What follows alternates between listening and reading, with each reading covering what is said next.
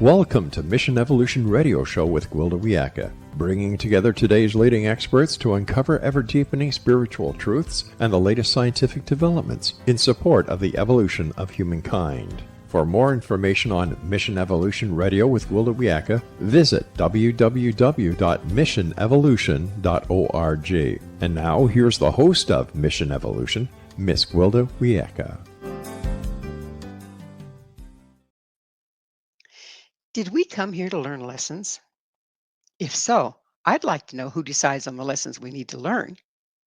And how do we know if we're learning them? Mission Evolution Radio TV show is coming to you around the world on the X Zone Broadcast Network, xzbn.net. With us this hour to delve into life lessons, karma, and messages from the other side is June Edward. June is an award-winning author of 4 books. Her latest, All's Fair in Love and Karma. June has been a psychic since childhood. Later in life, June found out that she was a psychic medium. June passed to the other side when she was 27 years old and came back by choice. Her website, juneedward.com. June, thank you so much for joining us on Mission Evolution. Hi, thank you so much for having me. So your bio states you've been a psychic from a young age. When did you first discover your gift? So I guess I don't know that I discovered it at that point, but it was the first time that anything ever really happened to me. I was about 3 years old, and I remember hearing someone call my name. And I got out of bed thinking it was my parents and went in to their bedroom, and they were fast asleep. So I went back to my bedroom and got back into bed, and I'm just lying there looking around, and then I realized that there were faces all over my room. Not really full body, but faces. And it scared me. I pulled the sheet up over my face. And the room I was in, I got the first sun in the morning. And as the sun was coming up through my sheet, I could see like the shadow. They were like against my face. It was very, very frightening as a child. Very frightening. Yeah. So were these... would you call them ghosts, or what were they? What I've learned since, what we call ghosts are just our soul. I call them lower vibrational entities because we're all vibrational entities. And when you talk about energy, vibration, frequency, it's all a different name for the same thing. And these are souls that just got stuck here and didn't go into the light. So when you go into the light, you have a much higher vibration than the ones that are stuck here. And they were ones that are stuck here. It's very frightening. It happened when my abilities really fully opened up for me again about 12 years ago. They were just everywhere, and I didn't know what to do. That would be a little disconcerting, wouldn't it? So what were the challenges of being a psychic as a child? So I didn't realize anything was different for me for a long time than anybody else. When I went to school, I would know things were going to happen before they happened. And I would tell the kids in school, and then I started getting labeled a freak. So yeah, you shut down really quickly because kids are cruel. It's that simple. And I started developing lots of nervous habits and tics. I had a twitch in my eye. I would bite my nails. I would stutter. It was really, really tough as a child. Was the nail biting and the twitching and the stuttering as a result of trying to clamp down on your gift? It was not really knowing what the heck was going on, not being able to talk to anybody. Even as I got older, I thought everybody saw the entities that I saw. I didn't realize I was the only one seeing them. So does this run in your family, June? It does. Somewhere on my father's side, I haven't pinned it down because I didn't do his genealogy, but my mom, I found out, was also a medium. And when my mom didn't really raise me. My dad had kidnapped us when I was young. Yeah. And when I started training, I spent 1.5 years trying to control these abilities. I ended up training at the same places she trained at 50 years earlier. They knew her and remembered her. She was still alive. Yeah. Oh my. Did you ever get to reconnect with her then? I did, absolutely. A little later in life. And I was with her when she died. That's wonderful. So did you, when you reconnected, did you start getting some answers from her that brought light to your situation? So my answers always have come from the other side. She never really did anything with her abilities. She tried, but she didn't really do anything. She didn't grow her abilities. And I remember when she was in the nursing home and dying, and she'd always known she was adopted, but she didn't know the whole story. And there was someone that kept coming to visit her in the nursing home, a spirit. So I showed up one day and I called on him, and we got the whole story. And the soul that was coming to visit her was her uncle, but it was really her dad. And she was born in the 20s, so it's a little confusing. His sister, which was her aunt, adopted her, and she knew her as her mother, not her aunt. Yeah. Oh, interesting. Interesting. So did she you say you talked to the person that was Right. visiting Yeah. with your mother.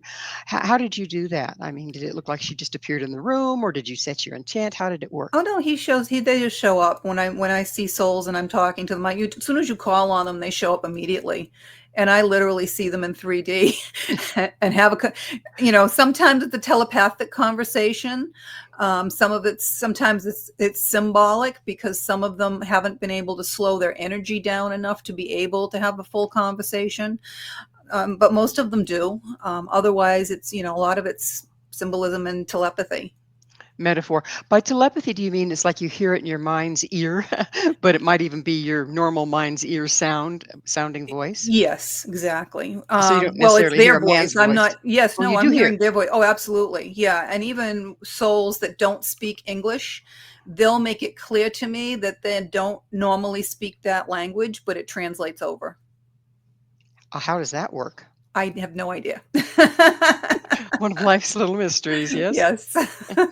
So you mentioned, have you had training to master your psychic abilities? What was your training you I mentioned going on? have. So I spent about a year and a half training with different mediums that had been professionally trained, learning how to turn it on, turn it off, what the hierarchy is, who I'm speaking to on the other side, how to recognize energies. And then my training took over from the other side. And, guides, masters, they've all taught me. They were always constantly teaching me everything. I know every shaman I've ever talked to said the same thing. Well, my original teacher helped me get there, but then that's when Right. I met my teachers. Yeah, yeah. Okay. Exactly. Yeah. Um, so I understand you had an NED, near death experience. How did you die? So it's funny, I never considered it to be an NDE because I died. It wasn't near death. For me, I died and I knew I died. But I've learned that they lump them all in together. So if something's going to happen in your life, like a car accident, your soul jumps out to protect you because your soul takes with you everything on the other side, all your feelings and all your knowledge. So for me, I had injured my back when I was 22 years old, and they wanted to do back surgery. And I put it off as long as I could because I knew if I had the surgery, I was going to die. I just knew it. And when you have that knowing, that's literally your soul giving you a heads up. So I put it off for 5 years until I was told I had no choice. If I wanted to have any more children, I had to have the surgery. And I let my husband and my mother-in-law know the night before I went in that, listen, I'm going to die. And they're like, yo, you're going to be fine. You're just scared. I'm like, no, I'm telling you, I know I'm going to die. I'm going to be okay, but I'm going to die. And sure enough, the night before the surgery, I had an MRI with a contrast dye to show the damage. And I let them know before they did it. I said, I think I'm allergic to this. I said, I had it once before. I had a really bad reaction to it. I couldn't get off the table for hours. And they're like, yeah, fine. Everybody has that reaction. And what do I know, right? I'm 27. I'm So not the doctor. it was the iodine you were It was allergic the to. iodine Mhm. contrast dye that I was allergic to. And as soon as they administered it, I literally died. And, I've done a lot of research on NDEs for a TED talk that I was planning. And everybody's experience is a little bit different, but they're all very similar. And for me, I was immediately just taken over to the other side into the light. And it was incredible because I could still see everything happening below me. I could see the doctor go over to me on the bed. I could see him hit the crash cart and the nurses coming in. I could see the nurses in the hallway talking about it. I could even see what was happening in the room behind me. But my attention was immediately taken to this big movie that started to play out in front of me, which I've now since learned was my life review. And it was like sitting in the front row of an IMAX theater. And again, they're all a little different, but for me, they were putting on all of the things that had happened in my life that were very important to me. The people that helped me, the times that were really happy. That's what was playing out. And in the meantime, being there was just so incredible and amazing. I couldn't even talk about it for years. The feeling that you have without this body, it's weightless. There's no pain. There's just, I had an overwhelming feeling of the deepest love ever. And it's just not, there's no words to even describe it. It was just so overwhelming.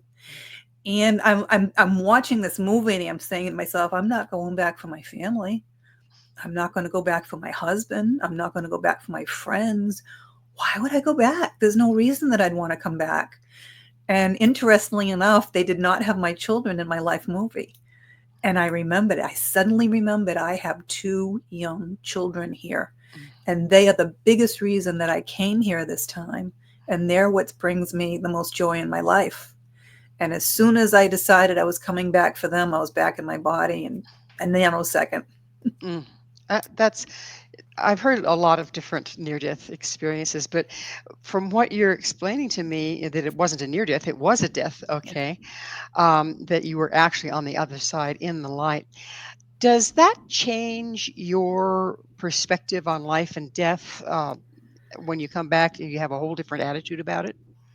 To be honest with you, when something that so far out of your norm happens, it takes time to process it. And it took me a long time. I wasn't afraid to die after that. Right. Absolutely not. Mhm. I was not afraid to die. I knew there was a heaven. I've always known there was a higher power, but to be there physically, knowing that it's real, it took a long time to process it. It really, really did. I can imagine. How would you say that your attitude towards life has changed now that you've processed it? So I understand that we're all here for a reason. I also understand we're nothing more than actors in a play. I don't take anything seriously anymore in life as far as, what anybody thinks, what anybody says. Nothing, none of that really matters.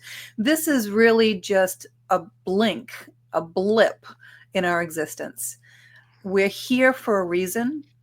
Some of us have different, more important reasons maybe than other people. Other people are here maybe for more of a little bit of a vacation and a break. But we're all here because we chose to be here. We're all here for our own plan. And we're all here to help each other. That's what a lot of people forget. We really are here to help each other. That's hugely important. Well, it's time for us to take a commercial break. June and I will return very shortly, so don't you go away. This is Mission Evolution, www.missionevolution.org. We're coming to you on the Exxon Broadcast Network, xzbn.net.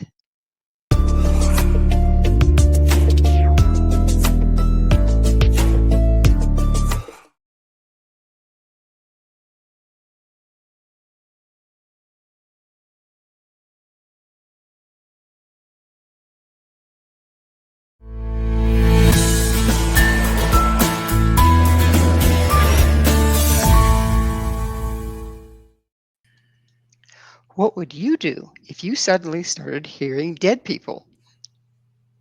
With us this hour discussing mediumship is June Edward, the author of All is Fair in Love and Karma. June, you mentioned that you were psychic and you described your experience as a child, which sounded a bit like a medium. Did you find that your mediumship abilities blossomed further after your after you died, basically? So you would think that that would be the case. However, everybody has the ability, but what blocks it is our brain. We all have a brain while we're here, and Other than being a computer that's processing all of our information, your brain has a very specific job. Your brain's job is to protect you. How does it do that? It does it by creating fear. And that's what stops people's abilities. And it's what was stopping my ability, because I was afraid. I got more interested after I died, and I started dragging my ex-husband on haunted vacations everywhere. And my abilities started to open up again. I was able to see energy again. But I still had some fear, to be honest with you, about really confronting these entities, because I was so scared when I was a child. So you had PTSD basically, right? Kind of, yeah. Yeah. So when you see entities now, do they appear to you like you see them with your eyes in the room, or is it a knowing, or how does it register for you? So sometimes I know that they're around or coming because I can feel the energy. Otherwise, I see full body apparitions. I was in the grocery store one morning, and I've been trained to turn it on and off like a light switch. So if I'm not working, I'm not going to engage with them.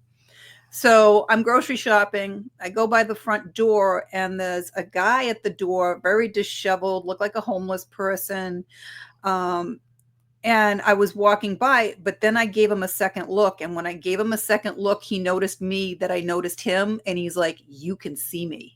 And I'm like, "Oh, damn." Here we go. Like, "Yeah, I can see you, but I'm not working right now." He goes, "You need to talk to me." I said, "I'm sorry, but I'm not working right now." And he picked up, there was a hot dog and hamburger display there. He picked up a package of the rolls and he threw it at me. And it only went maybe 3 feet, but the poor woman at the register saw it. And she's like, "Oh my God, did you see those rolls? Did you see what happened?" I'm like, "Yeah." And I'm just laughing and kept walking. So that's pretty unusual, though, isn't it? Where the entity can have physical effect in the world. No, their energy. So it's all a matter of them learning how to control their energy. It's the same with us. We have those abilities to throw our energy and move things. If people want to sit there with a candle in front of them, they can make the candle flame flicker. Some of them can make the candle go out. These were one of the first things I tried when I was starting to train. Pretty fascinating. So there's so much more than meets the eye, isn't there? Yes, absolutely. So ultimately, how did your experience with death impact your gift overall?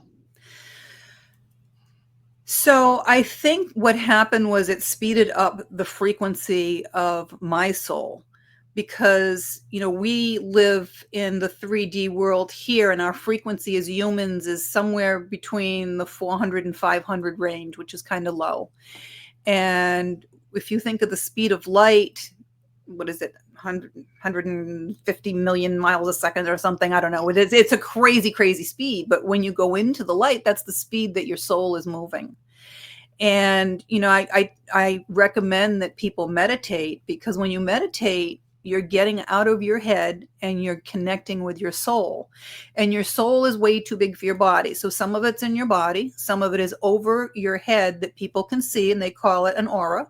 And the largest portion of your soul is actually in the lowest level of heaven. And it's actually directing the timing of the events in your life. And it has all the knowledge of all your lifetimes. So when you're connecting to it, you're getting all that information. So is that the part of yourself that we would call our higher self? Yes, absolutely. You can call that your higher self. Yeah. Now, when a person goes through life, we take bumps and bruises and we get compromises to our frequency. And I understand there's a frequency below which you can't maintain life. Do you believe that the life review is stepping back through that process? No, not necessarily. And I don't know that everyone gets a life review either.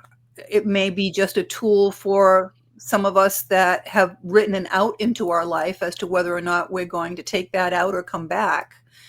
Because there's many people that have had an NDE that actually died and did not get a life review. They've been told point blank that it's not their time. You've got to go back, and boom, they come back. So it's like you had more of a choice, it sounds like. So we write our life plan before we come here, and I was told So that that's was the one that did it.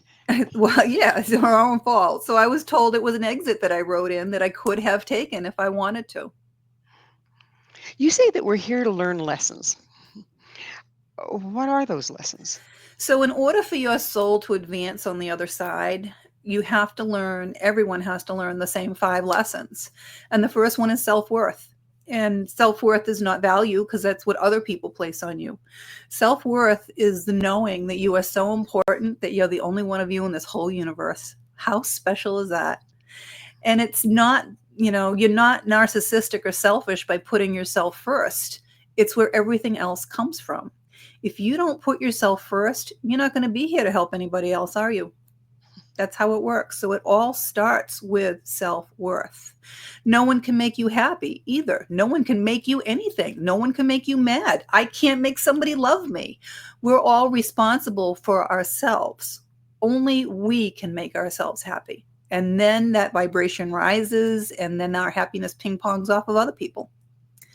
So by accepting the fact that, the buck stops here, does that have us stepping out of victim, which is kind of a low frequency, into proactiveness? It should, absolutely. It should change your whole outlook on life, but it also helps to change your vibration and raise your vibration, because now you don't take things personally either. And you understand that things aren't happening to you, they're happening for you, always happening for your highest and best. If you take advantage of them, yes? Right. Sure. And then you have trust and communication, and you have to trust that there is a higher power. You have to trust that you made this plan, and you have to be able to communicate your wants and needs to other people, because we don't know by osmosis, right? And then sex is just another form of trust and communication. If you can't do that outside the bedroom, you're not going to be able to do it inside the bedroom. Then you have unconditional love, which is very difficult for people. They'll have a nasty divorce and they'll hate that person the rest of their life. Well, you have to look at why it happened, what lesson were you supposed to be learning or teaching, and what good came out of it. Maybe you have 3 wonderful children because of it. That makes sense. So, I was going to ask you, who decides what lessons we learn? But obviously, you said we're the ones that write those lessons. Right. What are they based on? And do we travel into different lifetimes with the same lesson, or do we get a new one each time? So my understanding is that these are the same 5 lessons from lifetime to lifetime, that your soul has to learn these lessons in order to advance.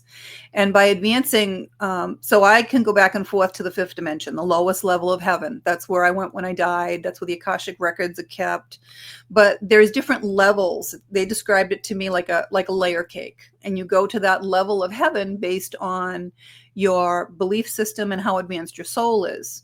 So when my mom died, there was an angel in the room, and when she died, I got to see her soul leave her body, and her mom and her dad and her adopted mom, everybody was there with the angel to take her to the advanced realms. So I asked the angel in the middle of the night what his name was, and he told me Makael, because they were always teaching me. So I looked up Makael because there's so many angels, and it said it was the angel that takes souls to the advanced realms. Okay. So 6 months later or so, it hit me. I got to look up Makael again. So I look up Makael. Makael is Archangel Michael. And had he told me his name was Archangel Michael, I would not have known that he's also taking souls to advanced realms. I wouldn't have known that there are advanced realms. So they're always teaching me from the other side. So what's the difference between an angel and a ghost, a disembodied spirit that's getting ready to cross? So a ghost is just a soul that doesn't have a body. An angel is a completely separate race. They were never human. Completely separate race.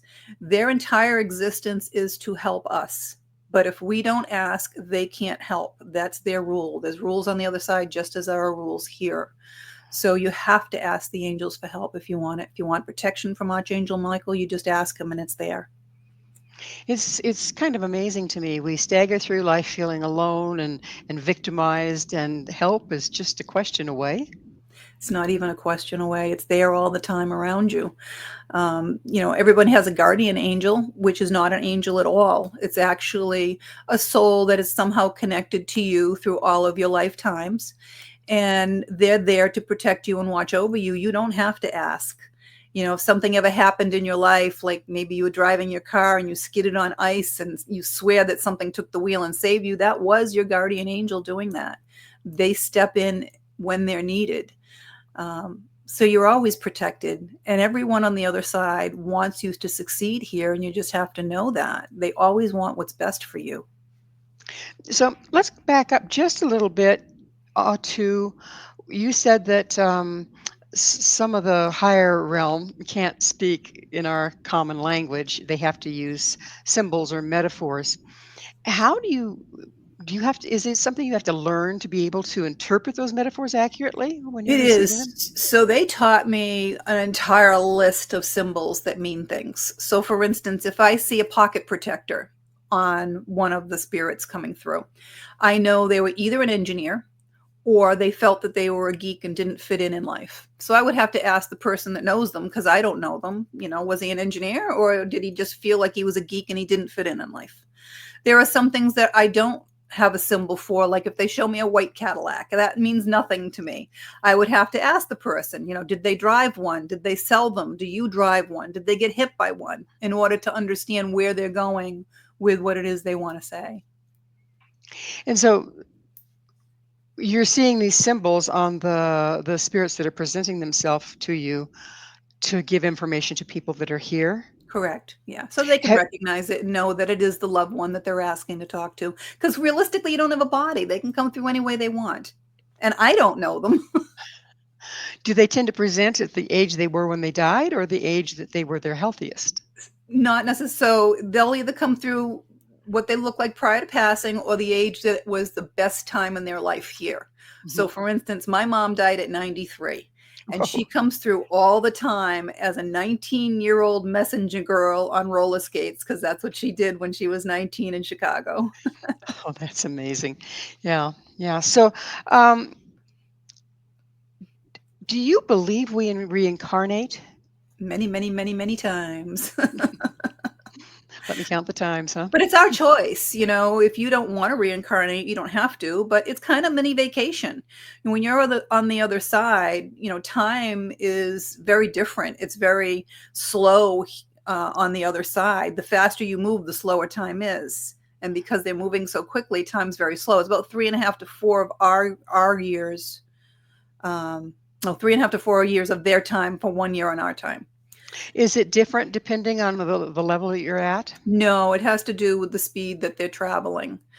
Okay, so it's not their frequency, it's the speed that they're traveling? Well, frequency is speed. It's the same thing. Frequency, Right, right. speed, it's all the same thing. Yeah, but Well, that's what determines time. what I'm trying to put together, and we'll have to do it on the other side of a station break, is okay, so you talked about different levels. What does that look like for the time, the speed? How does that go together? So I'll ask you that question on the other side of a commercial break. June and I will be right back to continue this discussion. So stay right there. This is Mission Evolution, www.missionevolution.org.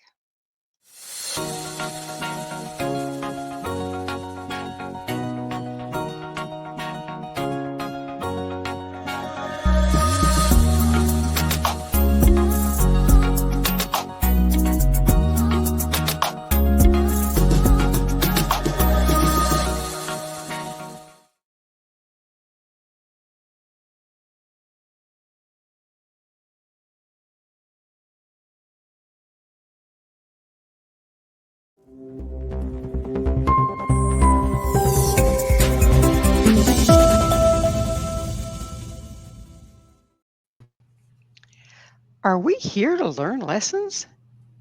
This is Mission Evolution, missionevolution.org. With us discussing life's lessons is June Edward. Her website, juneedward.com.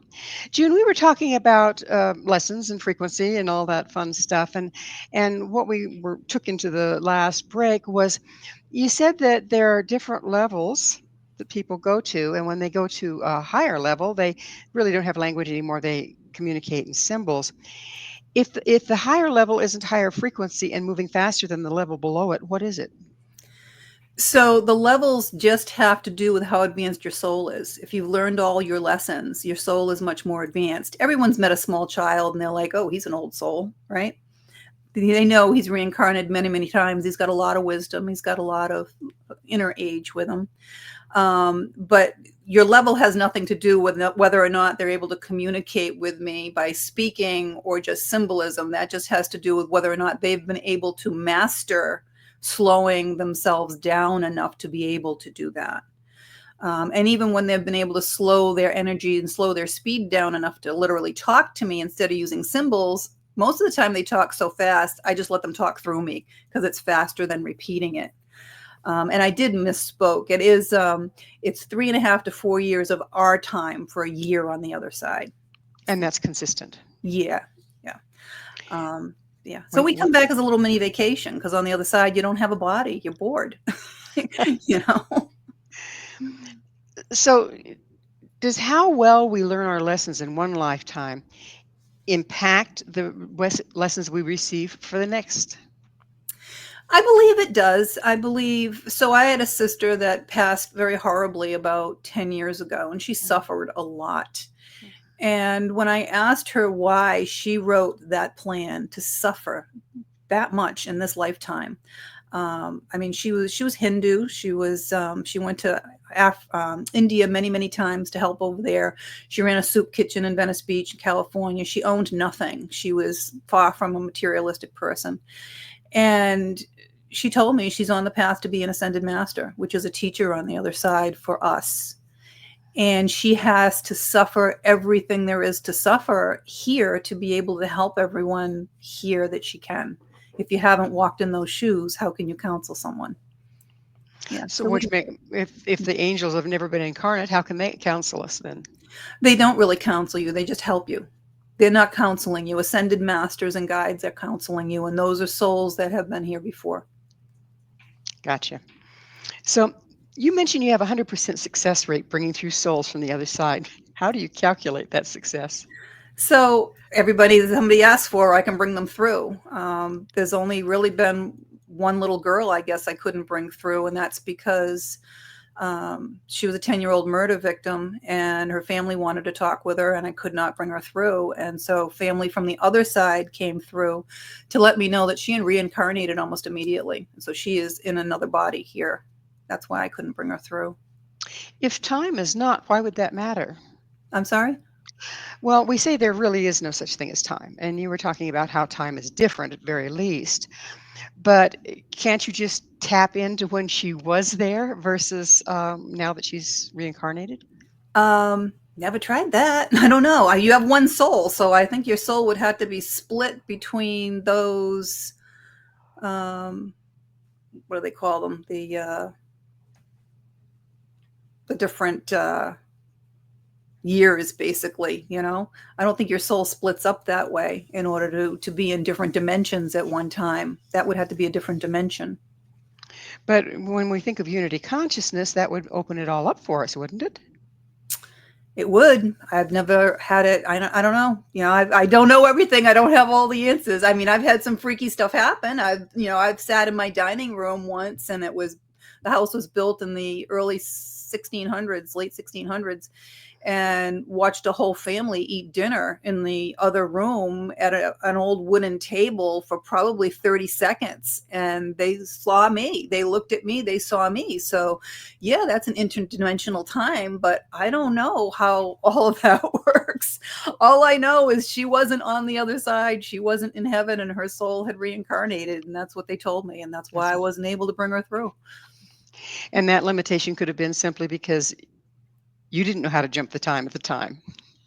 True. I mean, I've jumped time a couple of times. I've, flown, astral projected over Europe in the 1600s.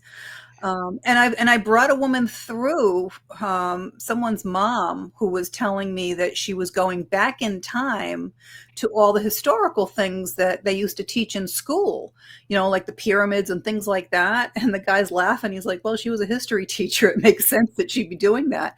But that's one of the first ones that has told me that she's going back in time like that on the other side. So by rights, could she also choose to go back and reincarnate at a prior time? I don't know. It's a real interesting question. I might have to try to ask and see if I get an answer to that one. That's an interesting concept. Let me know what you come up with. Yeah. You say you're working directly with angels, guides, and departed souls. Where and how do you find your helpers? You just ask.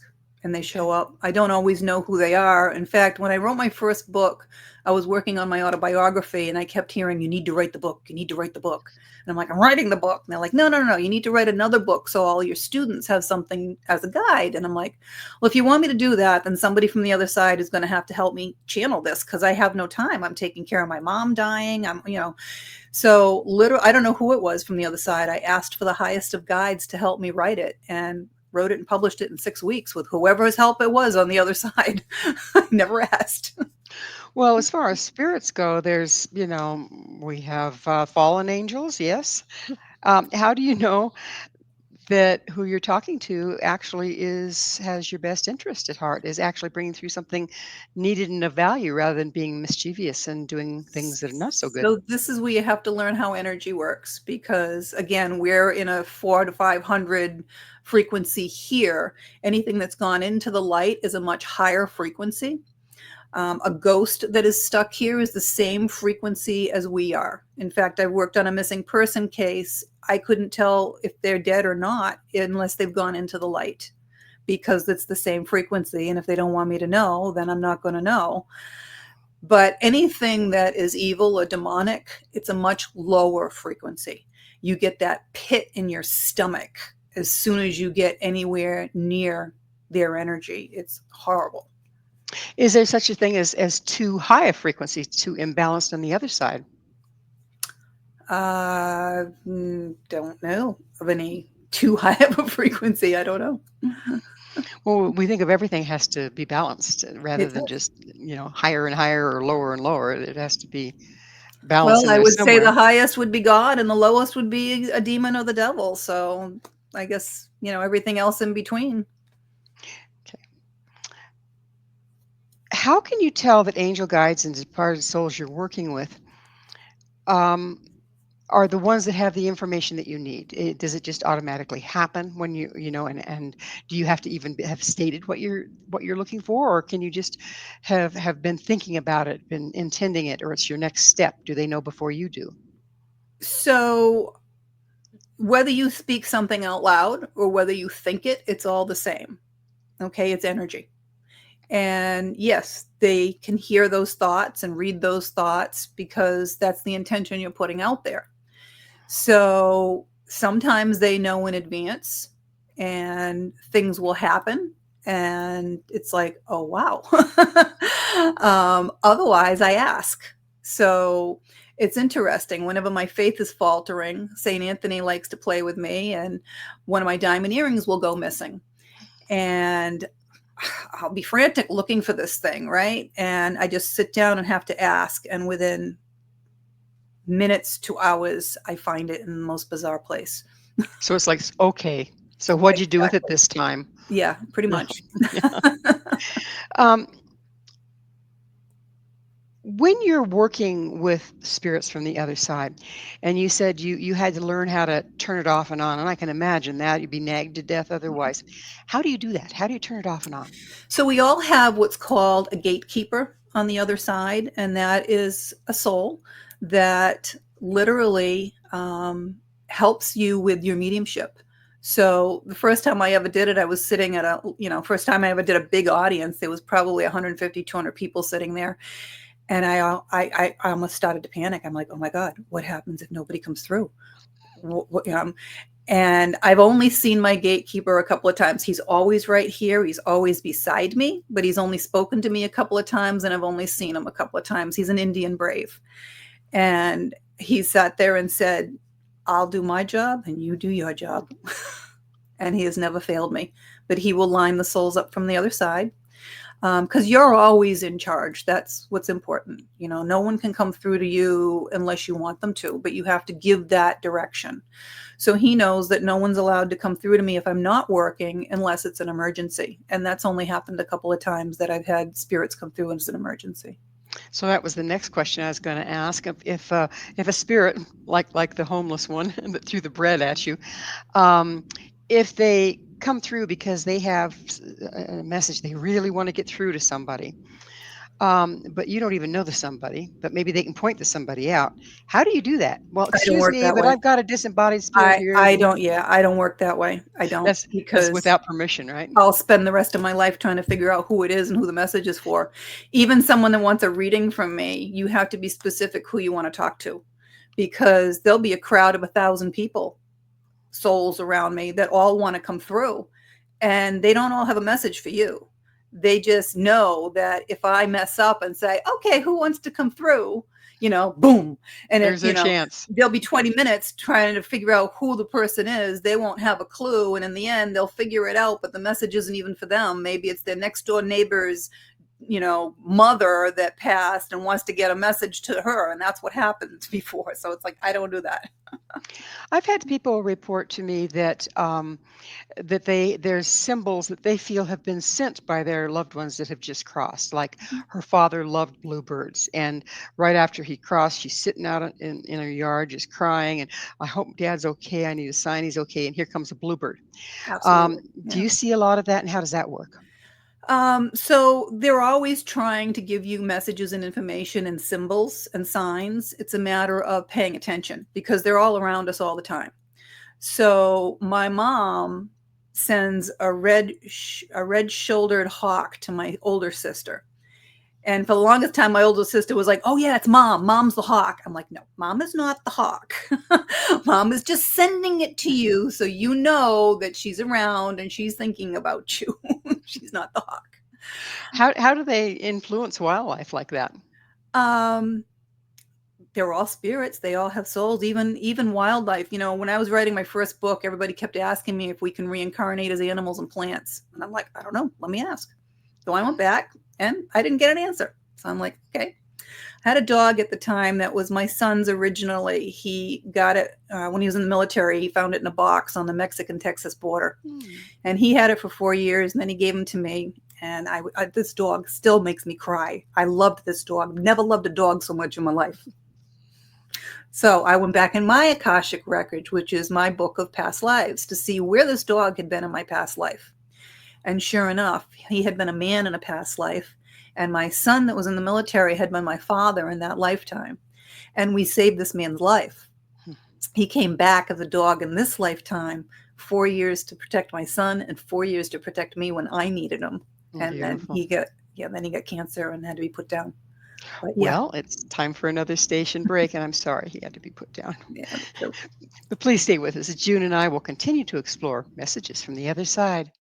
This is Mission Evolution, www.missionevolution.org.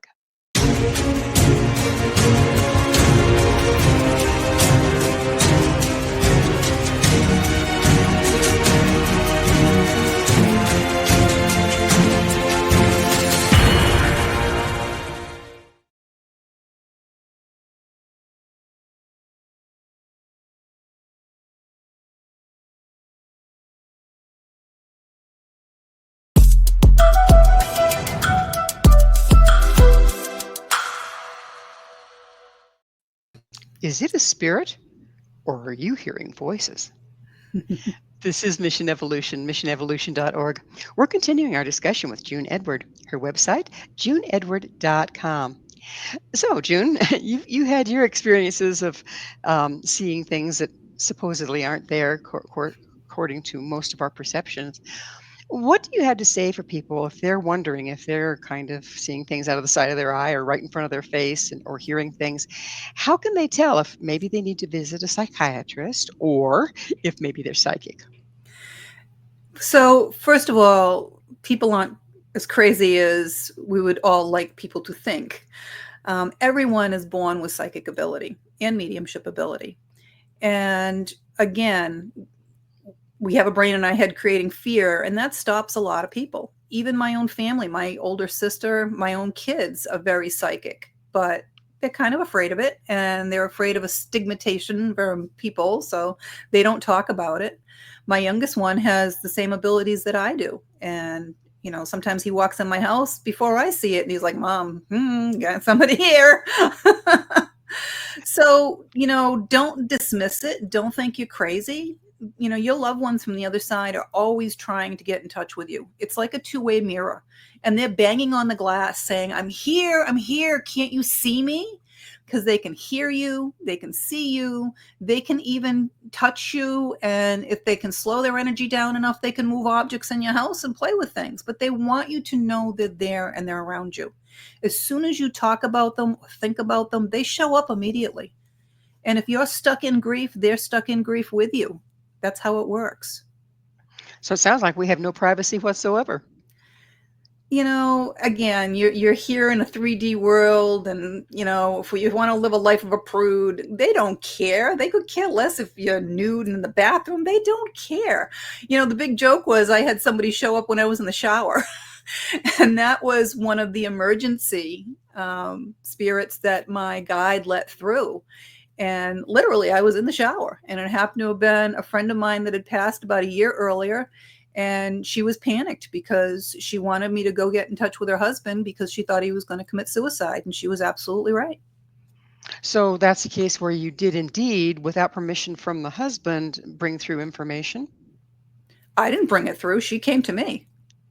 I know, but what I'm saying is... I don't have to ask permission. Or you don't?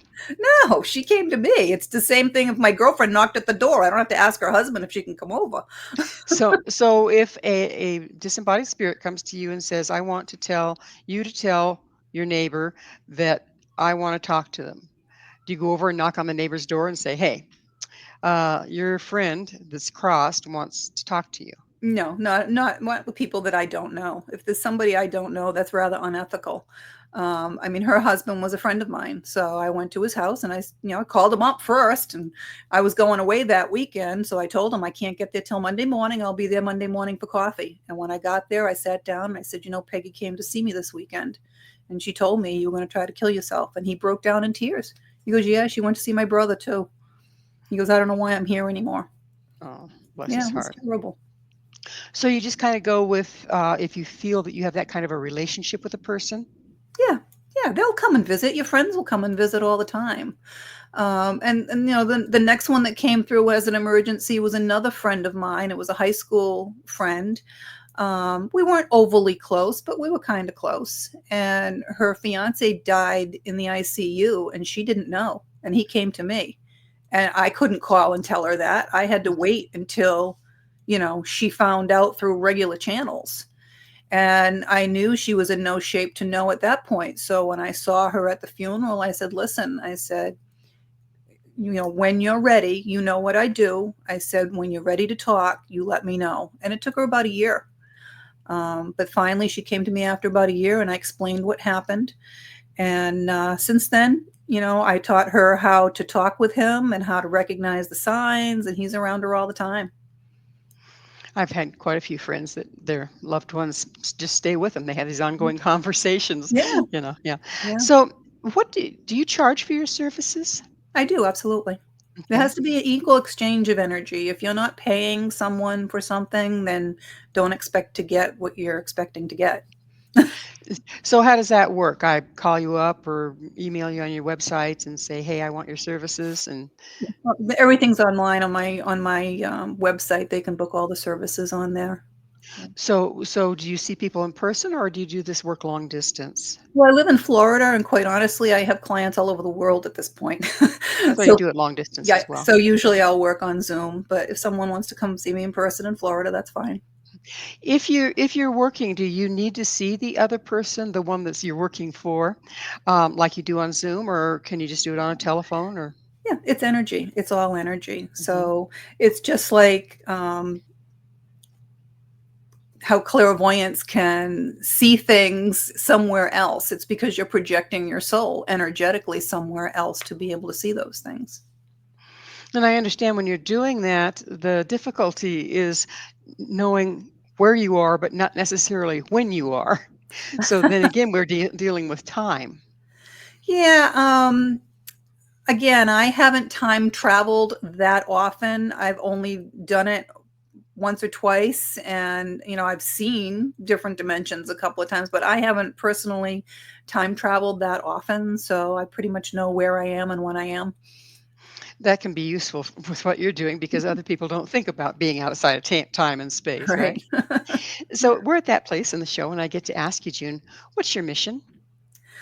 My mission is to help the people that are stuck here and don't understand why they're here and end up unhappy and in despair, which is a shame. You're only here for a very short period of time. You're here to enjoy this life. You really are. So to help put people back on their path and to help them not be afraid of the other side too. I donate my time to a nonprofit called NODA, No One Dies Alone, and it's a worldwide um, thing that people can do. And I sit with people that are dying that don't have any family so that they don't die alone. And I can talk with them even though they're not verbal at that point or they may be in a coma. And I can converse with them and explain to them, that they need to let go and go to heaven and who's with us in the room and things like that. It's wonderful. So when you're doing that work, June, um, you're stewarding them from being alive in the body to leaving the body. Correct. And that's a death doula's job. And from there, then it would be psychopump work if they leave the body, but then they get stuck. They're afraid to move further. Do you do that as well? Well, that's why I'm happy to be there when they're passing because I can explain it to them, bring in whoever it is they need to be with that makes them comfortable to pass to the other side. And I know they go into the light and they're not stuck. Yeah, I've So moved lots of people into the light that are stuck here. There's so many people here. It's crazy. Yeah. So you don't necessarily personally take them to the light, but you call helpers and relatives that can then take them to the light. So when someone is dying and they're that close to death, all of their family is there. Archangel Michael is there to help them go to the other side. I had a gentleman a couple weeks ago who was adamant that he wasn't leaving until he saw Jesus. And I was playing him some church music and things to make his passing a little easier. So we called on Jesus and he took him with him. So then he went right away, which I was grateful for. But it's interesting. Even my dad, who died at 93 as well, he died the same age and the same day, a year apart from my mom. He wanted to know a little bit about what I do. I'm like, okay, what do you want to know? He goes, well, I want to know why I see my mother here standing next to my bed every morning when I wake up. I said, well, she's going to help you transition and go to the other side when it's time. Well, that's not what I want to know. He said, I want to know why, she's there for, a few seconds and then she disappears. I said, Dad, she didn't disappear. She's still standing here right next to me. But your brain is kicking in and saying, oh, I can't believe it. It can't be real. And this is what happens. So you got to get out of your brain. So when you're in the presence of someone that's getting ready to die, you are aware of all the ones that have come to escort them? Yes, absolutely. But they aren't necessarily. They are. They see them. Oh, absolutely. But sometimes they're a little confused and they're like, am I really seeing this? What's happening? I don't want to go. So I try to explain that to them, that they don't want to stay in this body. This body is broken. It's no good. Your life is, you had your fun. And now when you go to the other side, you can be any age you want and experience anything you want and have a lot more fun. When a person dies and then crosses, even if they had a little bit of rough time to get there and you help them cross, do they have the option of coming back in spirit? To, like you're saying, relatives come to help people cross. So do they have the option, even though they've crossed through the light, to come back into this reality? In seconds. So I was working on a missing person case once, and he did not want his family to know he was dead. He had not gone into the light. We're chasing him all around everywhere until they finally found his body. So I had his family come to my house, and we called on him, and we talked to him a little bit. And, I told him, I said, you really need to go into the light. You can't stay here. I said, you can come right back, but you've got to go into the light. And he did. He went into the light, and he came back immediately. So they can move a lot faster. It's a higher frequency. It's much different once they've gone into the light. So once they go into the light, so if they, let me start this over again. If they die, but they haven't crossed, are they any more reliable source of information than when they were alive? They're just out of their body, right? So they're not necessarily reliable at that point as far as bringing teachings or telling you things? No, they only have the knowledge for the most part of what they had while they were alive here. Absolutely. They have not contacted and gotten in touch with the rest of their soul that's on the other side. So they're really stuck. Yeah. So, but then once they go to the other side, then when they come back, then do they have reliable knowledge to share? They do. They have all the knowledge of all their lifetimes because they've gotten in touch with that part of their soul. Absolutely. Yeah. Do they have knowledge from the other side as well? It depends on how long they've been there for. Okay. And it's a thing of frequency, yes? I'm sorry? It's a matter of frequency, yes? Um, maybe some, maybe yes, maybe no, maybe I don't know. I I like don't that have, answer.